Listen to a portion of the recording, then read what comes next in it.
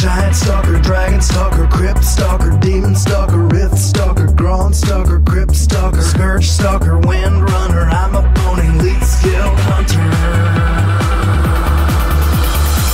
a death dealer, a life stealer. That's just because. Welcome to episode 192 of the Hunting Party Podcast. I'm Arth from the Warcraft Hunters Union. And I'm Darkbrew from thebrewhall.com and the Brew Hall on Twitter. And I'm Ollie Saunders from the Hunting Party Podcast. And today is Saturday, October the 26th, 2013. And if you want to participate in the chat room and have your name mangled on the air, just create a cool huntery name and join in on the fun.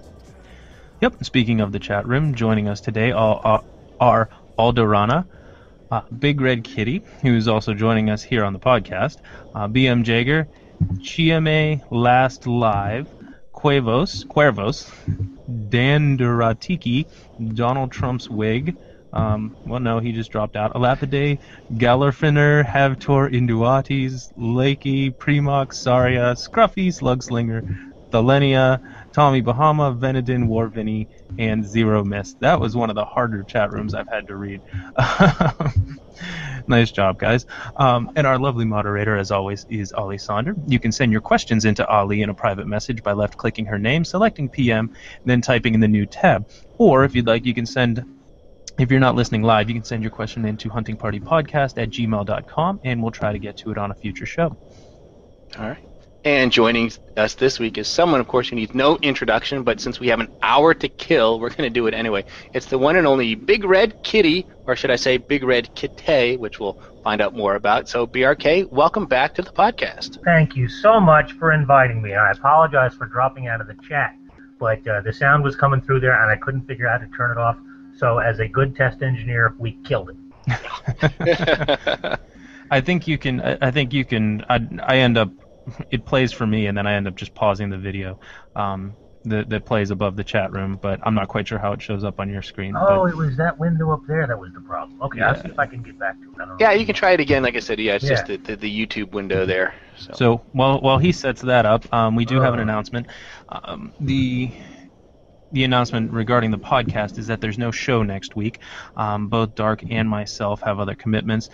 We are going to be back on November 9th, and the current plan that has not been deviated from yet is that we're going to have RogerBrown from Method on the podcast, live from BlizzCon, no less. So not only one of the world's top guilds and one of the world's top hunters in the world's top guilds, but live from BlizzCon. So that should be a fun show. We're keeping our fingers crossed that he's able to make it for that, but he is still definitely trying to do that. So no show next week, but we are back on the 9th, with or without RogerBrown. Yep, and even if he's unable to make it, like I said, we'll get Roger back at a future point in time regardless, and if he's not there, there should be plenty of news coming out of BlizzCon for us to discuss, which I can't wait to hear all about. Oh, yeah. Well, I wanted to do one thing real quick before we jumped into the hunter stuff. I wanted to sort of turn the Hunting Party podcast into car talk real quick because my wife and I were having this discussion as I was making a mad dash to come home from the grocery store. Like just one day I'd like to be seated and ready to go for a podcast without come racing through the door at 1:45 p.m. But we'll see. But I know, BRK, that you are a convertible owner. I'm an aficionado. Look at me slinging out the multiverse. Excellent. So we just got a convertible of not too long ago. Good. And I was saying, kind of before the show, we love it, but my wife likes to keep all of her junk in the backseat and all these loose items. And I'm just scared to death that as we go driving around with the top down, that all this stuff is going to come flying out, and she tries to impress me with all these physics things and tell me why that's an impossibility the way she has things there. And I just was curious, you probably have a very neat car. Do you keep stuff in the back, or is that something I should be concerned about here, littering the highway with my coats and hats and things? All right. The solution to this, of course, is to put everything she values in life in the back seat, and then tell her to take the top down and go on the highway. And if anything flies out, that's on her. And it only has to happen once. Once you do it once, she'll never argue with it again. So if all her stuff stays there, well, then you're fine with it. And if all her stuff goes away, you go, well, now I've got lots of stuff to buy for Christmas and birthdays the next 5 years. That's okay. Yeah. So what does she value most? I don't know. The thing she probably values most are the cats. So I would hesitate. I thought to find something else. I would. Yeah, you could go to jail for live animals. Let me put a little caveat on this. Nothing that lives or breathes or has a congressional lobby group should be put in the back seat when you decide to make this experiment. But yeah, stuff in the back seat's going to fly out. You put stuff behind you on the floor. If it's in the back seat, the winds swirl. If you actually sit in the back seat in the convertible that's going forward, the aerodynamics of the car is going to make it so the wind's going to actually hit you in the back of the head. And it's going to go down into the seat and lift stuff out if it's heavy enough and catch air, and it's going to go flying. Don't keep stuff in the back seat with a convertible unless you put it down on the floor under the front seats. All right, so say we all. I hear you. So I have a degree in aerospace engineering. I've studied this. All right, I didn't study this, but I just like to sling around my VK. Sure, I don't think anyone here is gonna try to disagree with you. It's not really my wheelhouse. Not at all. So, but yeah, I agree. He's like, we have this wonderful trunk. It holds plenty of room in it. I think all the stuff could just fit in there when we drive around. But all right, excellent. I will replay this many, many times to her. I'll put this on her. And with that, you have been listening to Car Talk. Don't drive like my brother. Yeah, that's right. Don't drive like my guilty. Don't drive like my guilty. That's awesome. If you've ever listened to Car Talk, you'll get that joke. Yeah. If not, we apologize profusely. If we can get some federal funding for this show, I'll bet you we wouldn't quit. Yeah, absolutely. That'd be, yeah. We'll start that petition up soon. We'll see how it does. All right. Well, why don't we start off? So, talking with you, BRK. It's been a while since we've had you on the show. I look back, I realized we had you on at the beginning of MOP, but we haven't done it since the middle. So I think a lot has changed. Number one, if people are searching for you on the Armory and they plug in BigRedKitty, they will get some hits, but none of them will be you. So you had to change your name to BigRedKitty. So what happened there? Well, when I decided to leave the guild I was in that did Firelands and transfer somewhere else, the guild imploded. It happens.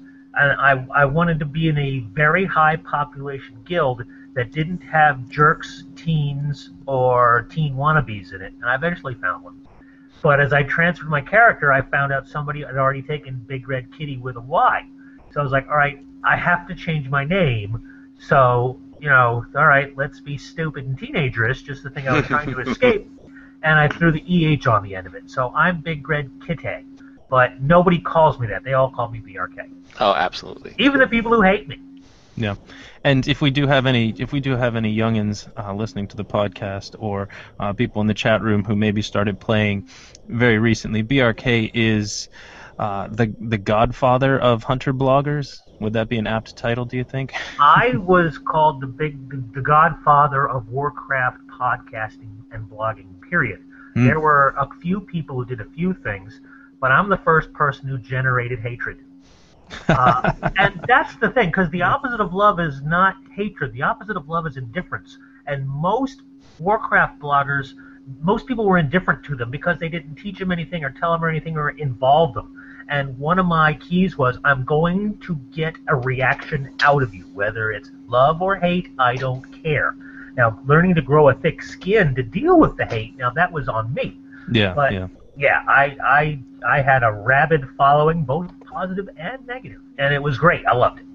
Yeah, I think a lot of people who are really prominent within, and not even just WoW, but various communities, sort of have that polarizing effect. If they're out there, they're really opinionated, they're really trying to make things happen, and say what they feel about whether it's a game or some other aspect. I know Frostheim experienced a lot of that too when he sort of took over in certain parts of the community. So he got a lot of hate as well.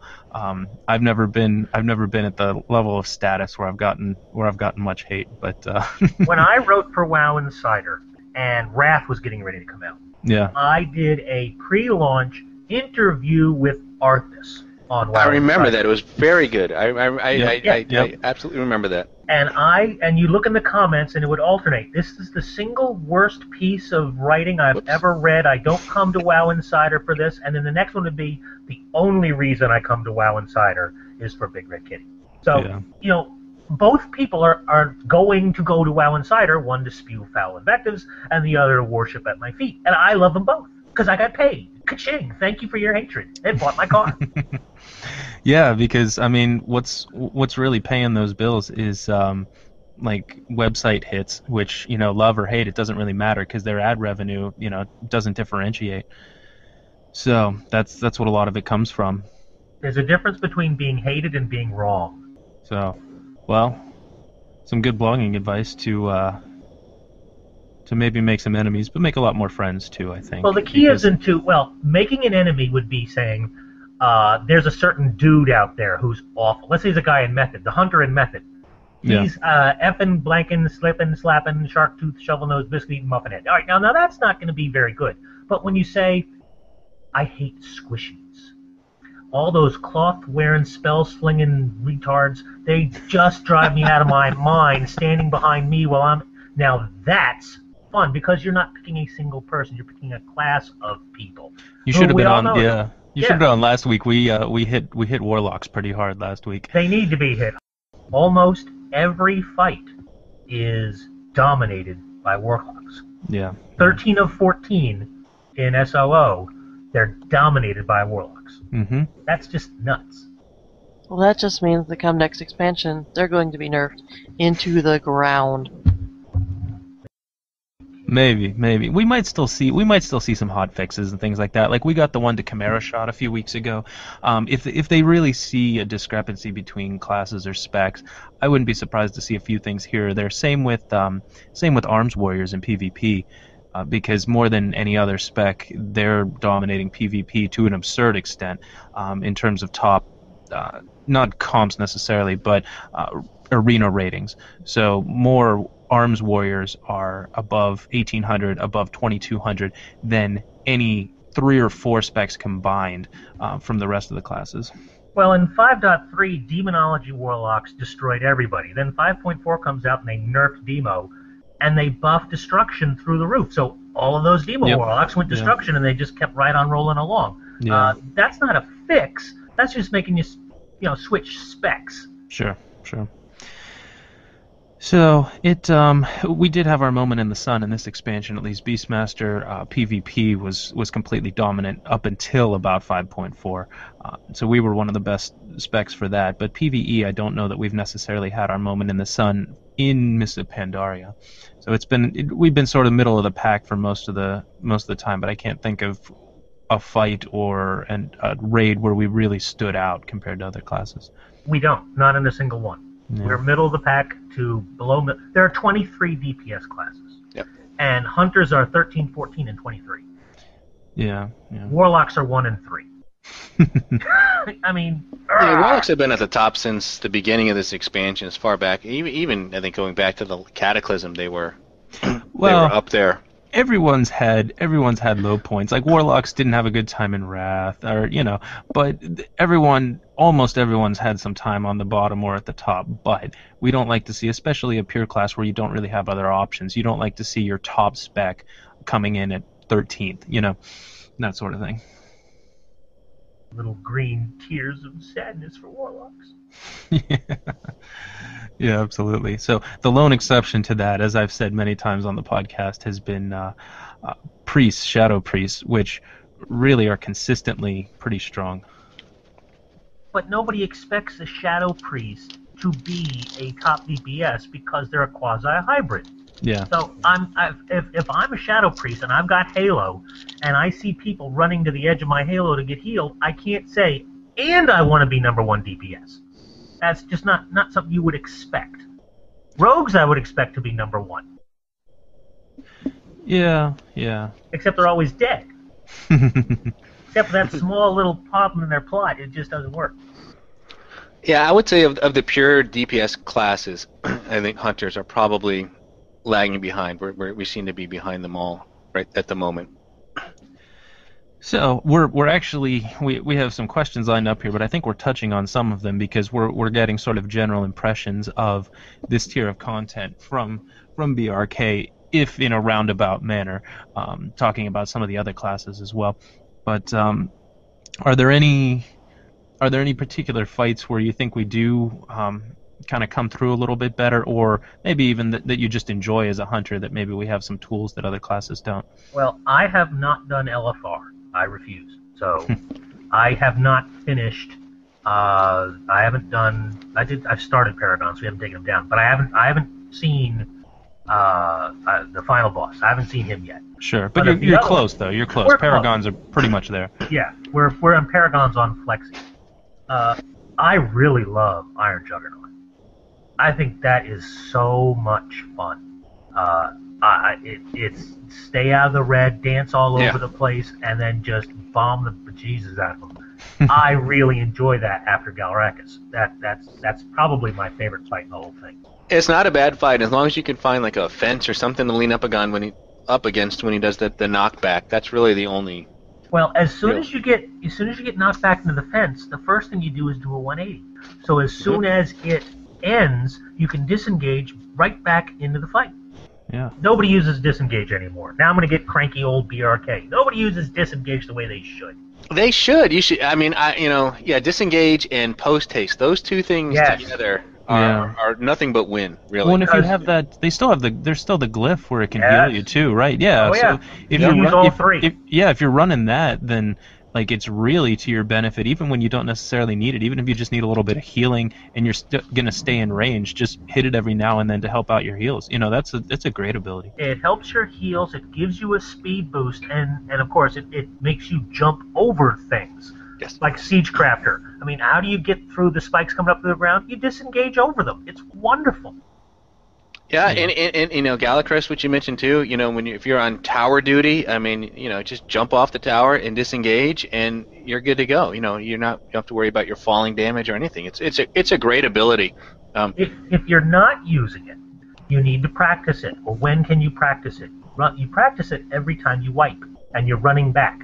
You're running back with you jump in the air, right-click mouse over 180 degrees, disengage, and while you're flying through the air, you spin back 180 degrees. I want you to do that on every wipe and practice it. It gives you, depending how good your raid team is, it gives you a lot of practice on using disengage, so you can do that 180 jump, spin, disengage, spin back and land and get off. I'll do flexies with 4 hunters or whatever, and I'm the only one doing it. So do you guys even know you have this? Are you glyphed for it? It's one of the best things we have. Yeah, and I mean, and most people didn't realize too, and with 5.4 they made it so you can use it out of combat, of course, which you couldn't do before, and that's just been a tremendous thing. I mean, there's so many uses for it. We joked if you're doing the farming in your garden and you got that one thing where you have to pull out the weed, you can just disengage and pop. There it goes. It needs to be if not a primary button, it needs to be at least just one controller shift or whatever you use to get your other set of keys there. It can't be one that you have to do a Control Alt Q F5 for. You got to have it available and use it and practice it. Now that it's available out of combat, you practice it. And of course, the best place to practice is running back from wipes. Yes, and so for anyone out there who's leveling a new hunter, there is going to be this one period where you have disengage, but you don't have the ability to use a mount yet. And I mean, I'm telling you, that's when you start to learn how to use disengage and the benefit of that, because when you have to walk everywhere, disengage is like a great thing. I remember practicing jump shot years ago, which is a very similar skill, and you can, with the 180, and same with, you kind of do the 180, disengage, and then 180 again. So it's a lot of mouse movement, but if you can get used to it, it's really going to help you in some encounters. You build the muscle memory so that when you do it in combat, you're not thinking about it, and you can keep doing your kill commands or whatever. Yeah. So I think the other one that we've talked about that has a lot of different uses is deterrence. In this tier of content, almost every fight has something that maybe you don't necessarily need to be or want to be sometimes, but if you have to, you can. So, like you're on Paragons, deterrence, unless they've hot-fixed it somehow, allows you to dodge the aim ability, and it also blocks the damage from sonic resonance. So there's certain things where if you're in a bind, deterrence can really help you out as well. But also you have to be aware of it. Also on that fight, instead of just standing there and taking the damage through deterrence, if you disengage over the amber on the ground, you don't take damage. If you disengage through the aim, you don't take damage. And then it gives you, because let's say your guy who's been turned into a scorpion can't get all the little mosquitoes running around and biting in the butt, you can strafe around in a big circle and you never get attacked by them. Speed is life. It's true in the Air Force and it's true in WoW for hunters. Yeah, so that's Yeah, that's an awesome ability, especially with the changes that they made. So if you need it in a particular instance, you can have it twice in short order. You know, you might have to wait a little bit at that point, but And then when you get the trinket, the assurance trinket, it knocks down the cooldown. yep, yeah. Oh, it's so nice. That trinket is amazing. I mean, that's one of the I like the direction they kind of went with the trinkets in this patch, rather than just some simple proc and things that we're used to.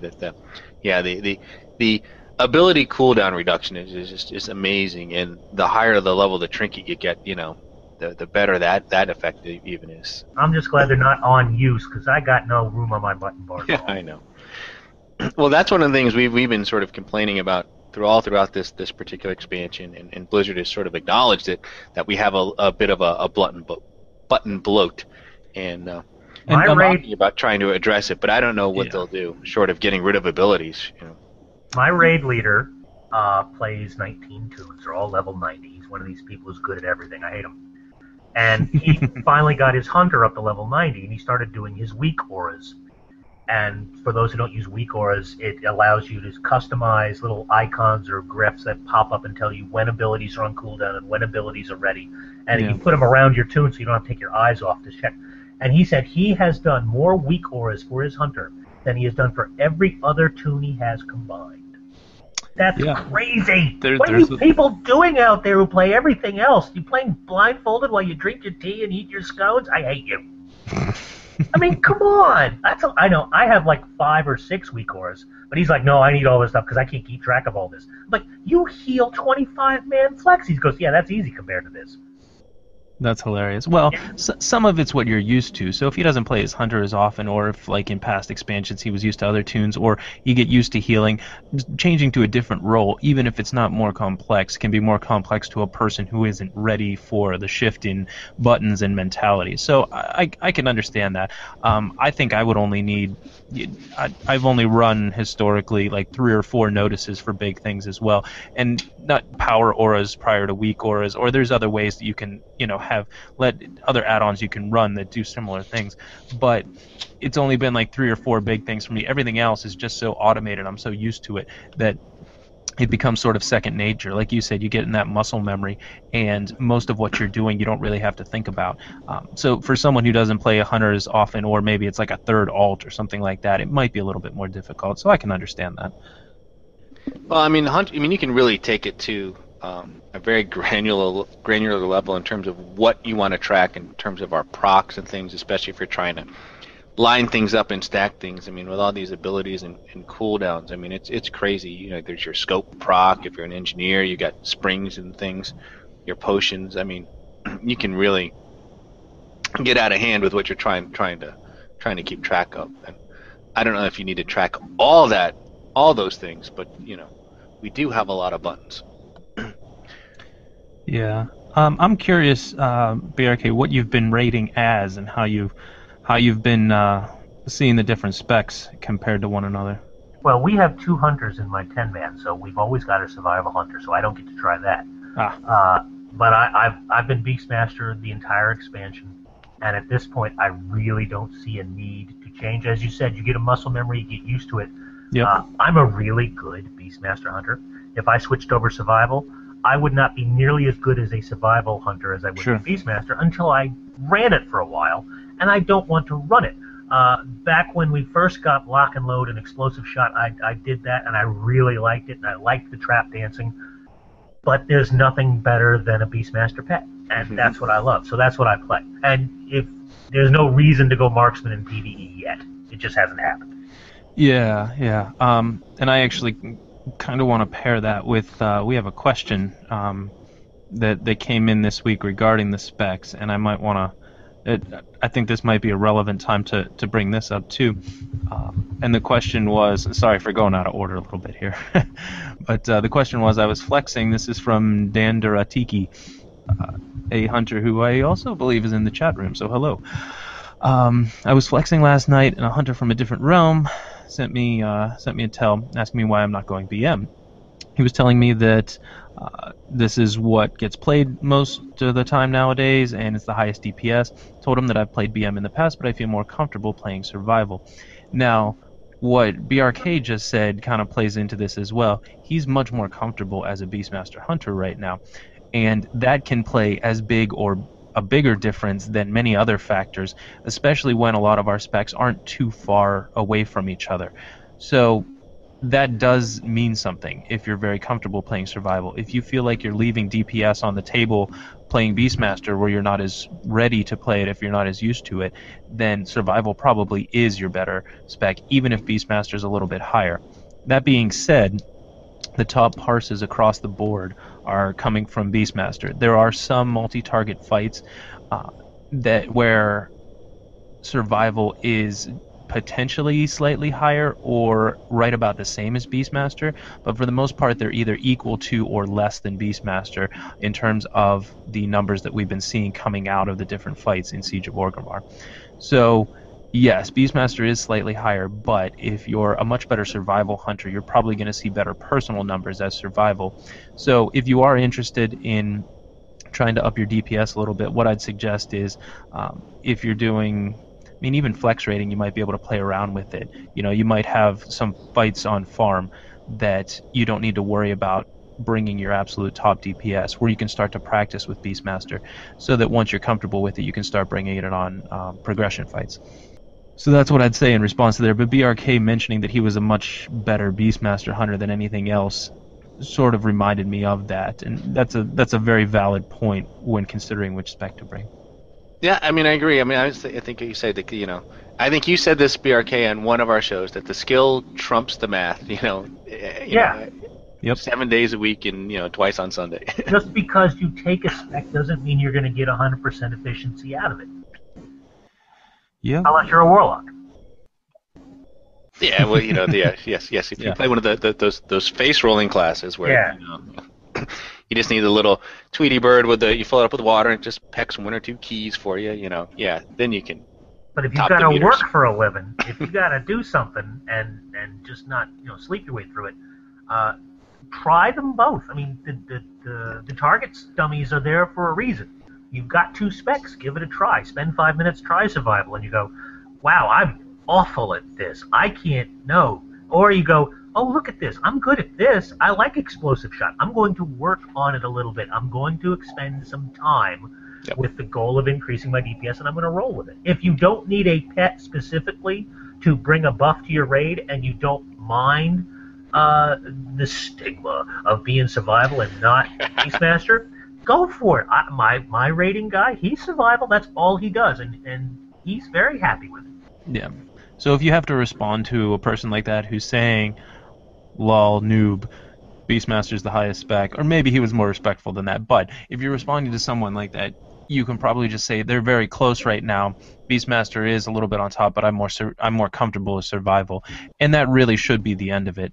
That's a valid response to that sort of suggestion or criticism or question from someone. Yeah, and don't forget too, there's the Proving Grounds now. It's another place you can go and try out, you know, different specs and kind of get a feel for them and see which one you like better or which one performs better for you.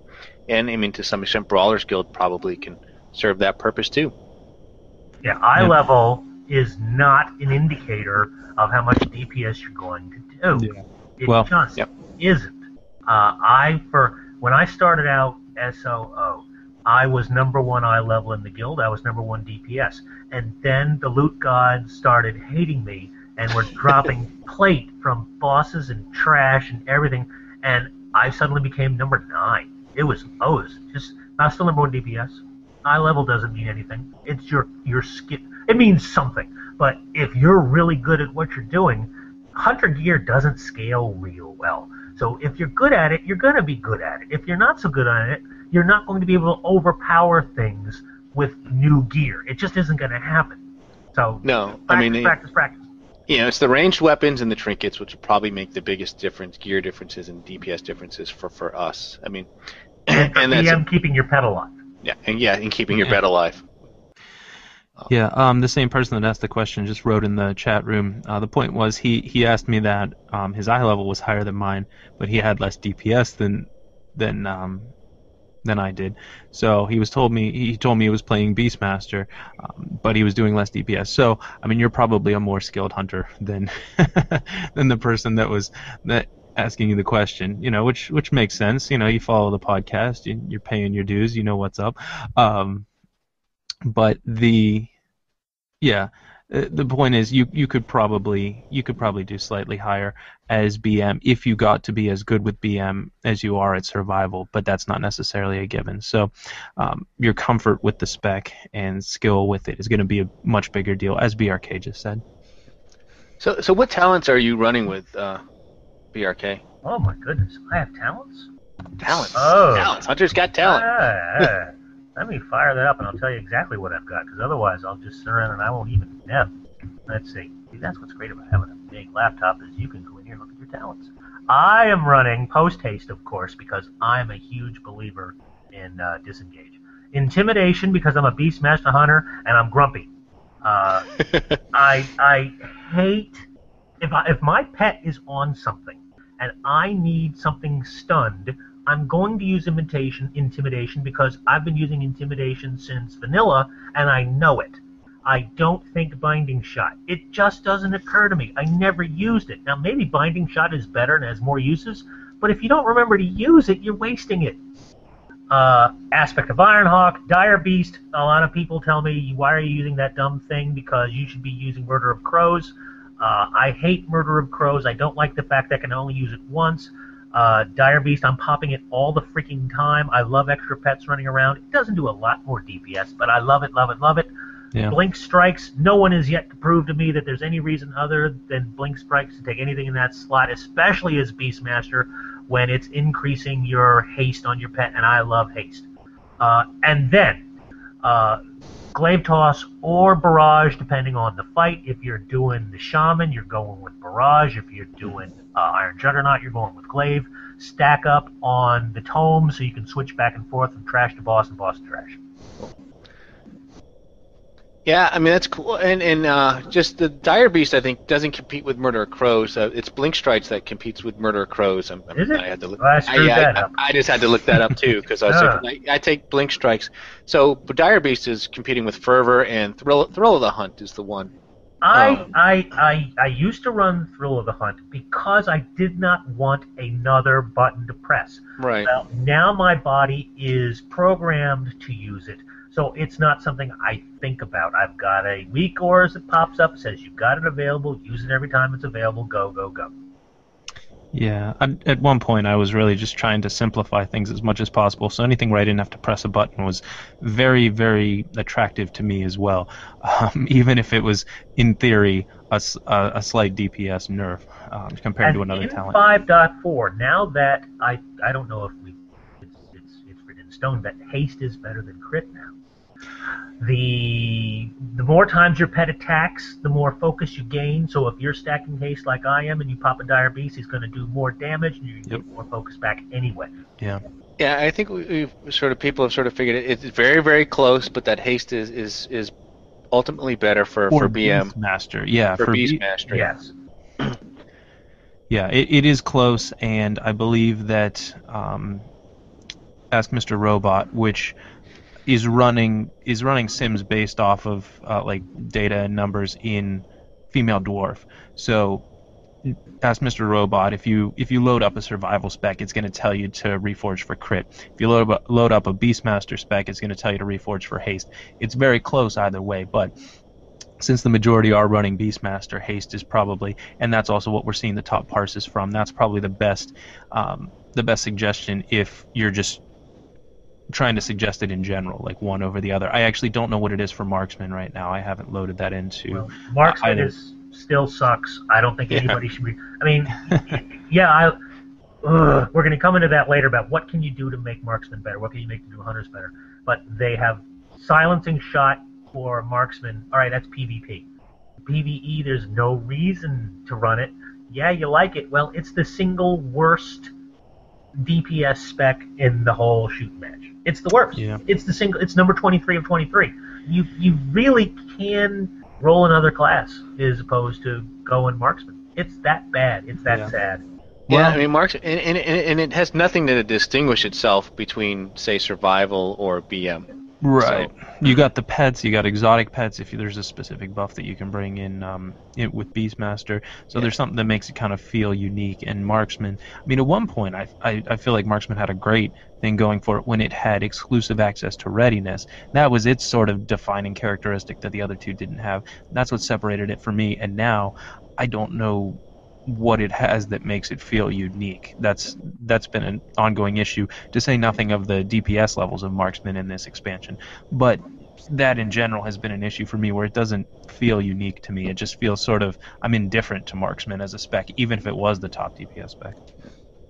yeah, I mean, the other specs just outperform it in single target DPS, and I think they outperform it in AoE DPS as well, and certainly. And to remind you of something that we talked about last week, though, surprisingly enough, Marksman is doing, I won't say great, but better than the other two specs in PvP, like arenas right now, largely due to the large nerfs that Beastmaster Burst got. Beastmaster is not very well represented anymore in arenas for hunters in 5.4, and the top spec is showing up as Marksman. So PvE, no purpose really whatsoever. But if you're a PvP hunter and you're looking for a change of pace, you might try it out, because a lot of people are having success with it now. I'm actually okay with that. You know, if we have one spec that's really good in PvP and the other two that are good in PvE, I mean, I don't know that I would have an issue with that sort of design. I'm not sure that that's their intention, though, in terms of how they design the specs. I think they'd like them to be, equally useful, whether it's PvP or PvE. And certainly in PvE, I think they'd like all three of them to be reasonable options for players to choose. So they haven't reached that point yet. They're getting closer. One would think a utility class would have lower DPS than a pure DPS class. That's my only complaint. I understand some spec, some class is got to be the end, but wow, it just doesn't make much sense. Yeah. Yeah, it's a little unfortunate, but I think in practice, maybe in theory, that has been, if not the once or twice, I think Blizzard has stated something to that effect, where, yeah, this is kind of what we want to do, we're not going to throw percentages out, but in practice, really, there hasn't been any rhyme or reason to what we see at the top or the bottom. It's just sort of, they're constantly trying to balance things out, Well, I mean, one of the things we know that, this is not the last expansion. Blizzard's going to come up with a new one, and we think they're going to have their eye on hunters looking at the next X-Pack too. Maybe not a major overhaul, but certainly they understand where some of the issues lie and are probably going to address those. So, I mean, do you have any thoughts on what we could do to improve the class, BRK? The spec or the class? Class. Well, the class as a whole, but you could look individually. You could look individually at certain specs and say, this is what I would do here. I'm perfectly fine with Beastmaster and Survival. I mean, if you want to work on aspects, okay, I understand that. That's something that could definitely be expanded upon. But I don't look at my aspect bar and get angry at it. Sure. The number one problem I see is that we have a Marksman spec, which is subpar. It's not just par or a little par. It's really subpar. I think I have the solution. Okay. And it's 2 words. Exotic guns. Beastmaster hunters get exotic pets. We're the only ones who get to play with exotic pets. There's a reason they're exotic. They're more powerful. They have different spells. They can do lots of cool things. Survivalists do something completely different than what we do. They fight explosive shot and traps, and their traps are really powerful, and their certain sting spread. Stings everybody. That's great. Marksman's got nothing. They need exotic weapons. Exotic bows, crossbows that only the Marksman spec can use. That would fix it, because why do you want to be a Marksman spec? Because I saw the gun that drops off the 6th boss in Tier 17, and it looks really cool if you're a Beastmaster, but when it's an exotic one, not Warforged or Thunderforged, when it's an exotic one, you can dual wield. It comes with a tripod. It has a belt feeder. I mean, this is why you would choose Marksman. Why? It makes sense, and that's the reason to do it.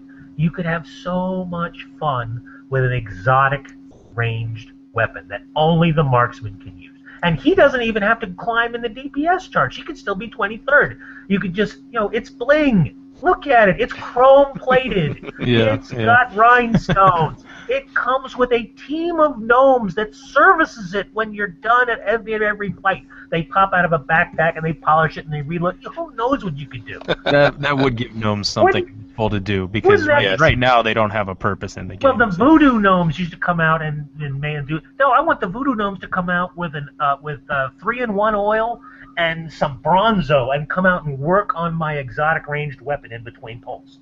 That's awesome. It could be like NASCAR, when they pull in. Yeah, just have like a team of gnomes run up between shots. They're changing out barrels and they're replacing spring. Wouldn't that be the coolest thing ever to play with? People freaked out over this stupid goblin mount. I'm talking something you use in a fight. Exotic ranged weapons. Now, do you see? Now, are you envisioning this as more of just a visual thing, or would they come with? Would they do higher DPS? Would would do something? Now, would there be some kind of extra proc? Maybe it would do something because a Beastmaster pet isn't a ferocity. Beastmaster pet doesn't do more damage; it just has more stuff. Yeah. My Quillin will res the tank, but by resing the tank, I'm not increasing my personal DPS. It's a utility. Well, I'm going to have utility into my gun. Maybe it does a ranged res. It's got a res button on your exotic ranged weapon, so I don't have to run up to it with my pet and That'd raise be awesome. It's got the jumper cables built into it. But it's not goblin crap. It actually works every time. Right. Yeah, exactly. Oh, like a ranged taser button so that it shoots out and restarts their heart or something. That'd be awesome. Yes. That's, or the, actual tasers. It's got a taser built into it for PvP, and it does a stun effect. Or again, the dual wielding. If we ever get back to the Hunter's dual wield, that would be very cool. What was that one? There was the scope that shot the like a badger or something. Oh, that's right. In Cataclysm. Everyone loved that. That was awesome. But it was too small. It should be a rhino for the exotic one. It's going to launch a rhino at him, and it's going to scream as it flies through the air with big Dumbo ears. I feel like we could just call it a day and say, yep, we've made it. If we could shoot rhinos out of our weapons, we wouldn't have to do anything else. That would be the pinnacle of the game for us. It's got a long wind-up, though, so the rhino sits at the end of your gun and looks back at you in fear. Daddy, where am I going? And it's wind up and poof, and it just flies through the air, and it's in 3D, so of course as it passes the tank, it goes in this left ear and out the right ear. I mean, I'm not going to say this is an easy fix, but the concept that they applied to Beastmaster, exotic pets, it seems like a natural progression to apply to exotic weapons. It is an interesting idea, and people are coming up with ideas here too. They said, "Oh, you should be able to name your gun. Give it a name like you name your pets." I like that. People are suggesting machine guns here. Maybe it'll be a machine gun that you get. Well, we already get the machine gun with rapid fire, barrage, and we do. The Zuen cloak. That's just you just sit back and giggle. I'm gonna go ahead and add this into the Hunter Project, formerly the HCERP, which was way too long an acronym. Now, Scruffy just had an idea. Says a gun that shoots rogues at the enemy. I like that. It would shoot a player character. No, but you need it to do damage. Why would you shoot a rogue at it? Because you're far away and the rogue is far away. To start the fight, the first thing you do is you load your rogue up into your gun and it launches them at the boss. And when a rogue is launched by an exotic marksman, he gets a free backstab and he can't be hit for 3 seconds, so he doesn't die on the pull. Oh, that's awesome. Because like the fastball special from comics where Colossus would throw Wolverine with his claws out. Yeah. No, that's awesome. This could all work. And it would make playing Marksman regardless of the DPS. Some frickin' sharks with some frickin' laser beams on them. Well, that would be Beastmaster. Yeah. You could have an elephant, and it picks somebody up with their trunk and throws them across the battlefield. All this. I do like the idea that the dual wielding, though. I think, one of the specs, and might as well be Marksman, that can dual wield guns in some fashion or ranged weapons, I think would be a good thing. And likewise, I thought for BM, being able to dual wield pets would be kind of a nice thing, be a fun thing to do, too. If they had made Stampede a Beastmaster only spell, I would not have complained. No. Because most of the other people who play in Survival, they're bringing a pet specifically for a raid buff. And that their DPS is so minimal that I don't even know if they're using Stampede except at the first bill and then they forget it. But if all right, so we've got exotic weapons for our marksmen, now survivalists. I fail to understand why, if we're not going to go poison as your #1 damage as a survivalist, why we aren't going to go all the way and make survival just become not only poison, but the single hardest ranged class to kill, period. I would almost say double the number of defensive abilities for survival. It's got the word survival in it.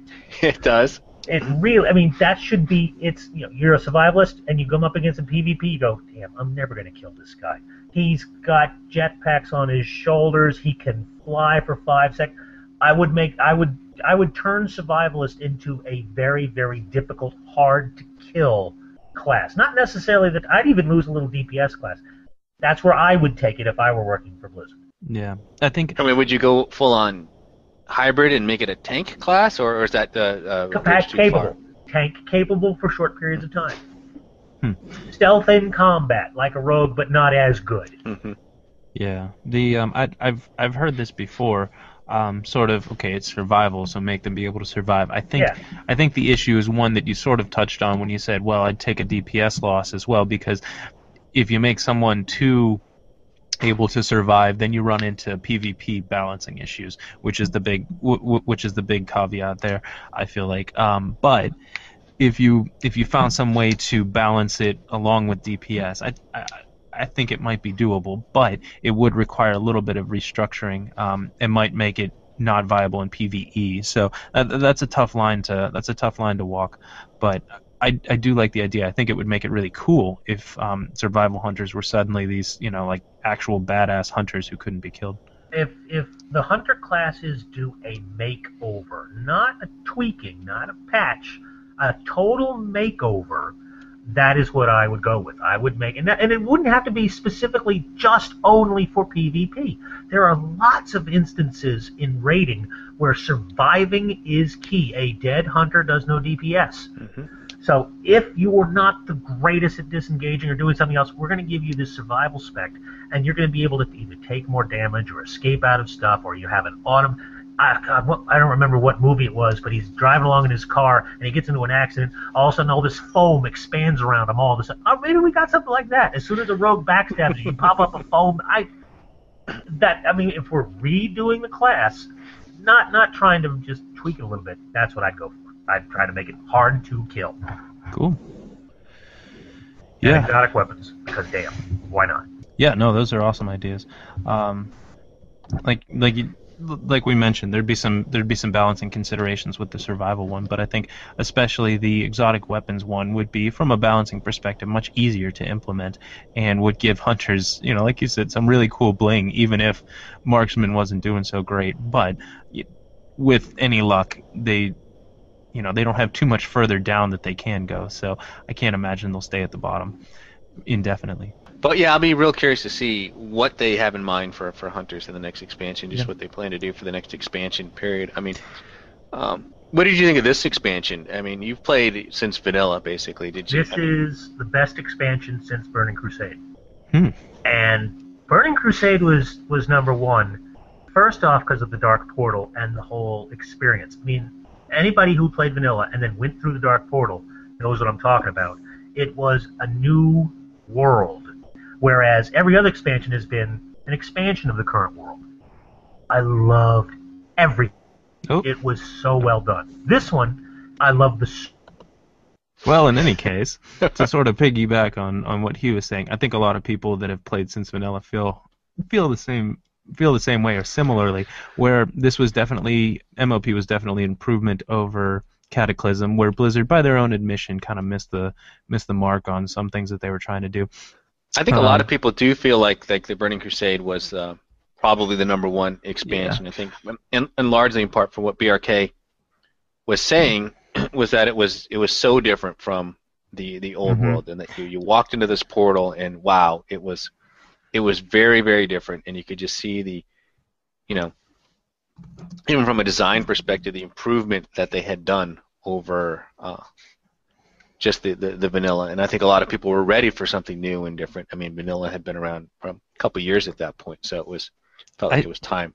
I personally, I've played since BC, but I think the most fun I had playing was in Wrath, but I suppose a lot of that was related to the guild situation that I had going on at the time, which was really Wrath really for me, great. like I said, I've played since vanilla, but I'm more or less a Wrath baby, and that's where I sort of changed up how I played the game and some of the things I was looking to do in the game, same here. specifically focusing only on my hunter and getting into raiding. So from that standpoint, when I really started to learn the game and play the game, so that's where I started to do things differently. And I thought Wrath of the Lich King was a very good expansion. I Hello. enjoyed that.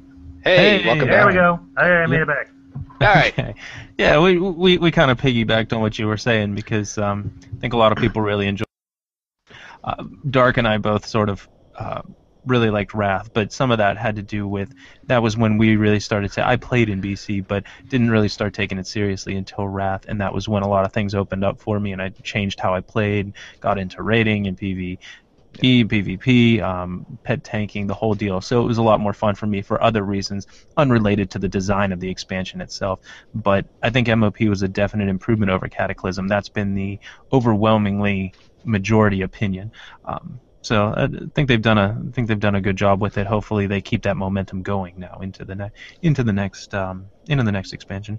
Yeah, I think MOP is probably some of Blizzard's best work that they've done. Oh, period. Yeah. And I didn't play this expansion as much as I had others, but I still recognize the fact that they really did a heck of a job here and introduced a number of improvements in features, whether it be related to story and questing and raiding and everything else, that they really have done some nice things here.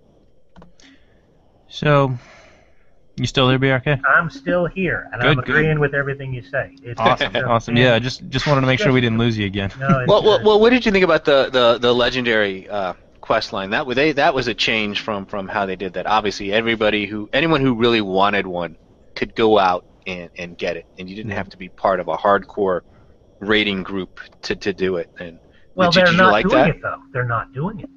I've got 700 people in my guild. 20 people have the cloak. It's not a question of skill. It's a massive time sink, and not everybody wants to do the time. So when they say everybody can get it, well, what you're saying is everybody can waste enough time to get an orange cloak in a little game, and not everybody wants to. So it's not a reward for skill. It's a reward for sitting behind a computer. I don't have a problem with that, as long as everybody recognizes what it really is. They have money sinks. Well, this cloak is a time sink. You can't get it by accident. You can't have anybody carry you through. You must sit behind and do LFRs with a whole bunch of idiots and get the stupid drops.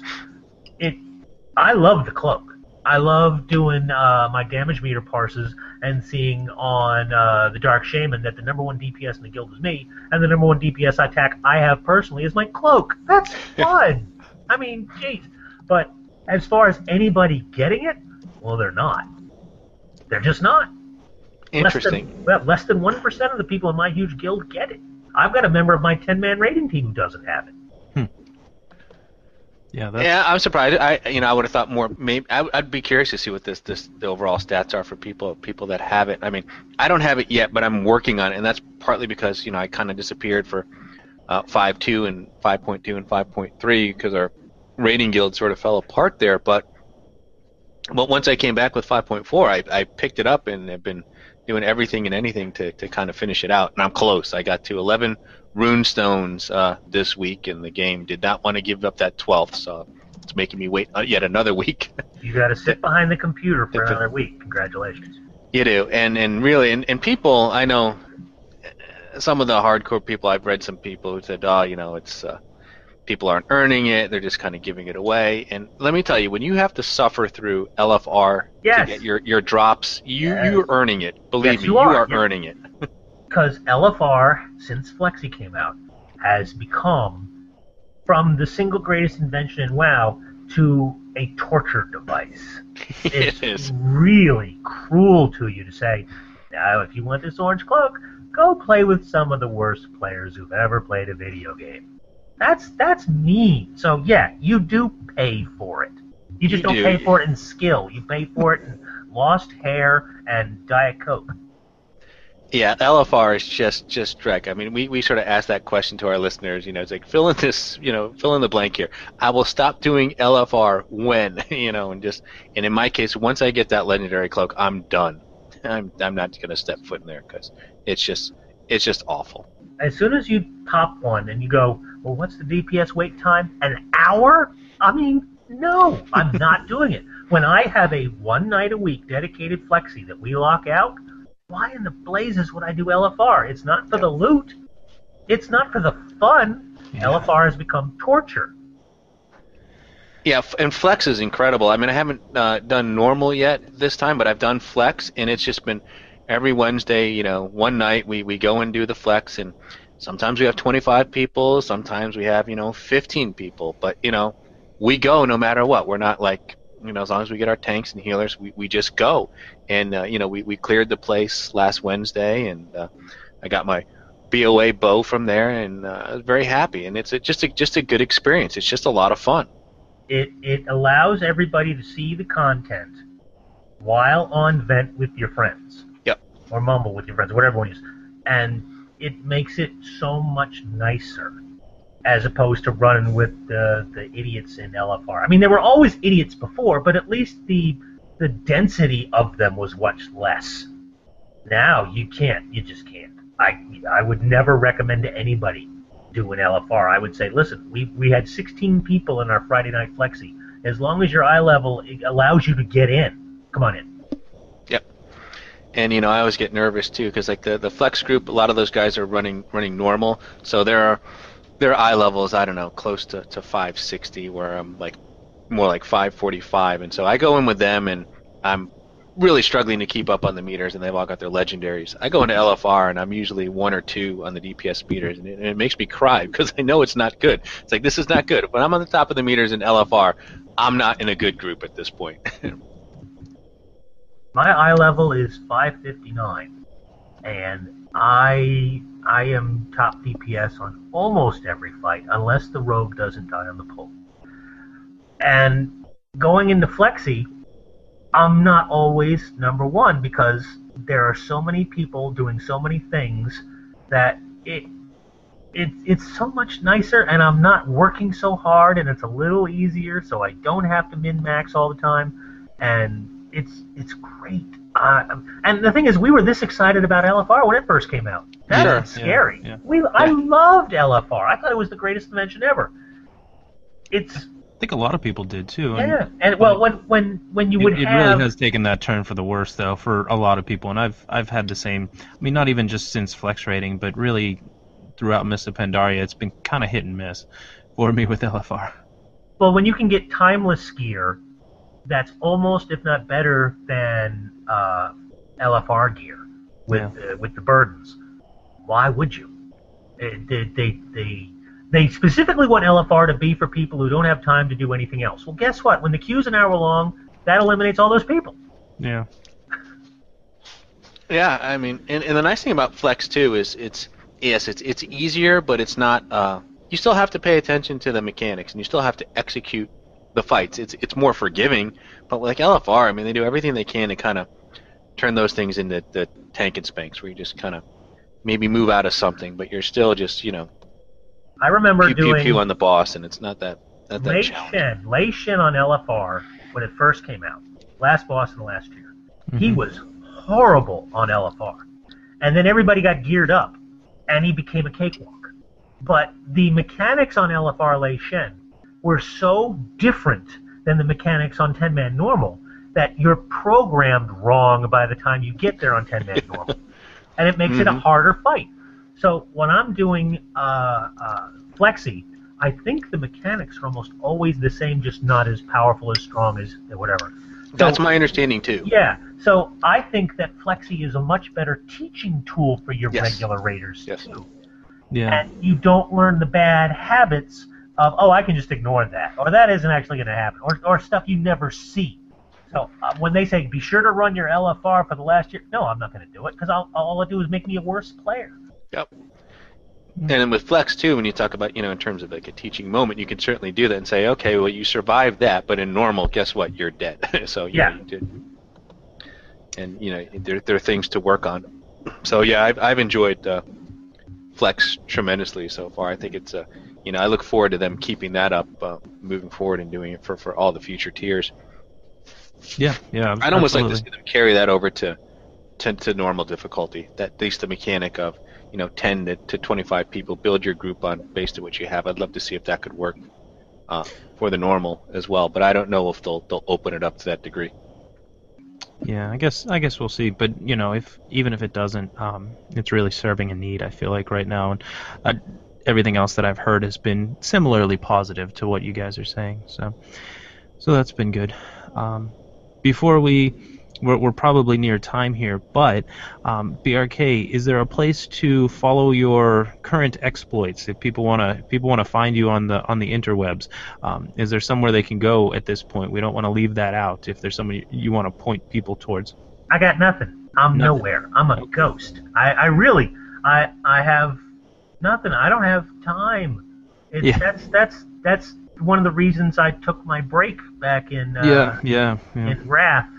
I just needed time, and now I've got a very nice schedule where I raid 2 nights a week and we flexi 1, and that's it. The other nights I'm not on. All right, I'm farming. I'm farming my herbs and making my noodle carts.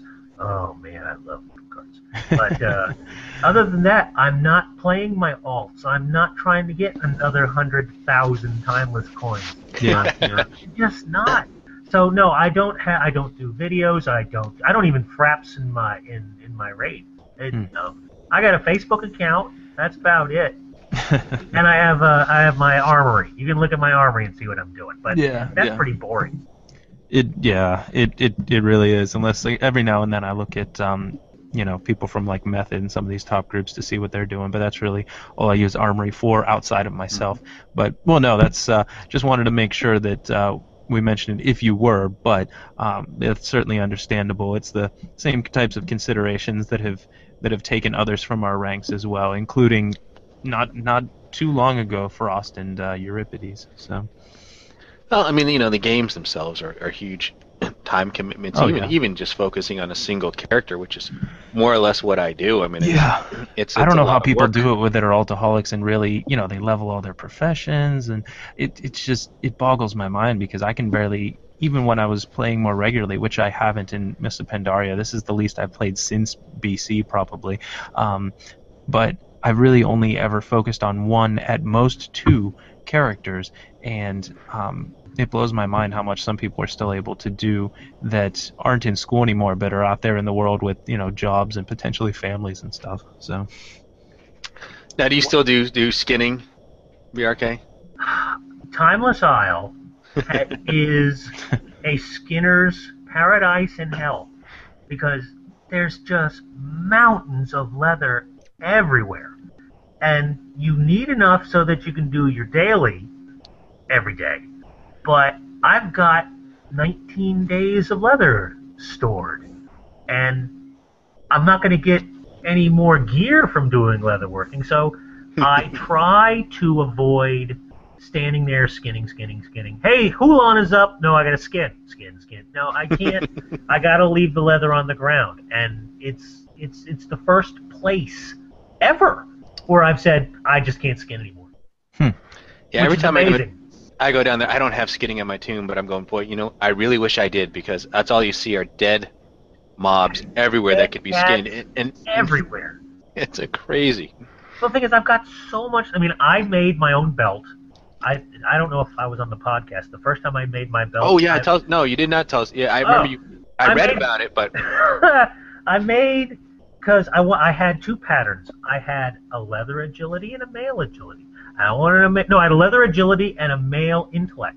I wanted to make sure I made the agility one for myself, so I made the leather agility belt, and I gemmed it, and I got the belt buckle, and I was all proud. And someone said, "Hey, dumbass, that's leather." Oh no! So I got a hold of a GM, and he was so nice. He didn't give me the gems or the money back for but he gave me the leather back, the hardened leather. I got all that. Oh, back. good. So 4 or 5 years later, I finally got the male belt pattern, and I made that, and I was very, very happy. And then I started getting every pattern under the sun. I have all 4 legs. I think I have all 4 belts, and I had no leather. So, of course, the day before I get the male pants pattern, I get male pants off of Ordos. So now I've got all this leather and all the patterns and no need for it. So I made my Feral Druid Guildie a free belt, and I sent it to him, and he's going to get it when he logs on tonight. Cool. Well, when you've got, 230,000 gold and nothing to buy, what's the point of making this belt and selling it for 20,000? What am I going to do with it? Nothing. I'll give it to my guildie. He'll kill something faster, or he won't die on the pole. Yeah. I've never quite had the luxury of that kind of cash, but I've not either, and that's something I need to fix here. Just I think it just comes down to sell everything. For the most part. I get by. I don't worry about making gold. Wow. I don't. Well, the thing is, I have 2 tunes. I have my hunter, and then I've got my shadow priest. All she does is sit on her farm at half health, and she farms herbs, and half of every herb gathering is the yellow things whose name I just forgotten. Golden Lotus. The Golden Lotus, yes. And a 20 stack of Golden Lotus sells for around 1,300 gold. So every 3 days, I'm guaranteed 1,300 gold, and that's been going on since Pandaria almost came out. And it adds up. Herbs sell for 40 gold a stack. The Golden Lotus sells for 1,300. It just rolls in. Yep, that's how I finally got to 100,000 gold. Is through mining and herbs. Oh, if you were not selling ore, farm, you plant ore, you raise ore, you cull ore, and then you sell ore, because you knew that the goblin machine was coming out, so every engineer on the planet was hoarding all that stuff. That stuff sold for tons. It was great. Loved it. Yeah, also good for gems. Is cool, by the way. Gems sell really well. Even the raw gems.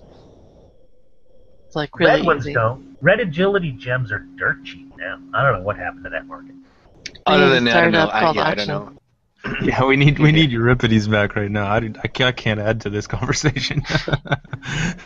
That's okay. We're actually over time, but I don't mind. Yeah, You guys don't. I do probably have to go. So do you guys want to do the outro, and then if you want to do a post show with BRK, I'll just take off, and you guys can do that. I can sit here and blab. Okay. All right. We'll do Awesome. that. Well, before I leave and before we do the outro, it's been awesome having you on again, BRK. And It's always fun to come back. Oh yeah, yeah. You're doing a great job. Yeah. Well, thank you. We appreciate it, and we're going to try to have, this is maybe not quite an official announcement just yet, but sort of a lead-in. We're going to try to have a bunch of people back on episode 200, and we've already talked to BRK about that, so he'll be one among hopefully quite a few that we bring back for that show. Yep. So that'll be not too far off in the future, probably the early January, I would say, is probably going to be when that ends up happening. So, but with that, you have been listening to episode 192 of the Hunting Party Podcast. I'm Arth from the Warcraft Hunters Union. And I'm Darkbrew from thebrewhall.com and the Brew Hall on Twitter. And I'm Alexander from the Hunting Party Podcast. All right. Check us out on iTunes, YouTube, Stitcher, or add our RSS feed to your reader. And we'll have all these links available in our show notes as always. Yeah, and if you like us, please don't be shy about leaving us a review on iTunes or YouTube, especially one where you tell us how much warlocks need nerfed. You can submit a title for this week's show by emailing us at huntingpartypodcast@gmail.com and have your name mangled on air by hunters. All right, stay thirsty, my friends, and remember to drink your dark brew lager. For the Horde. Don't drive like my brother, and nerf candy.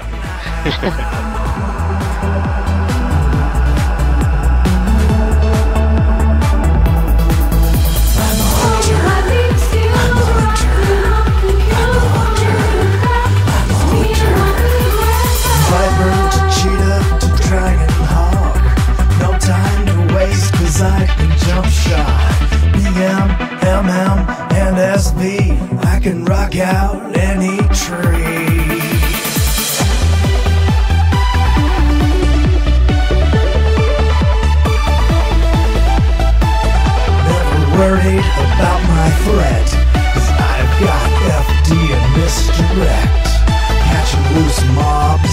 my traps. I never miss, cause I am hip capped. Cause I'm the hunter, not the marked. I'm the fighter, not the spark. I'm the kiter, not the kite. I'll top meters every fight. Landing endgame, dealing death. Just me, my gun, and my trusty bed. Now let's begin with Illidan, Osirian, and Gil'jadan, Magdamar, Asgalor, Gruul, Cthulhu, and Razorgore, Onyxia to Ragnaros. Which one have we killed the most? Kel'Thuzad to Malagos. We even killed a Kama's ghost.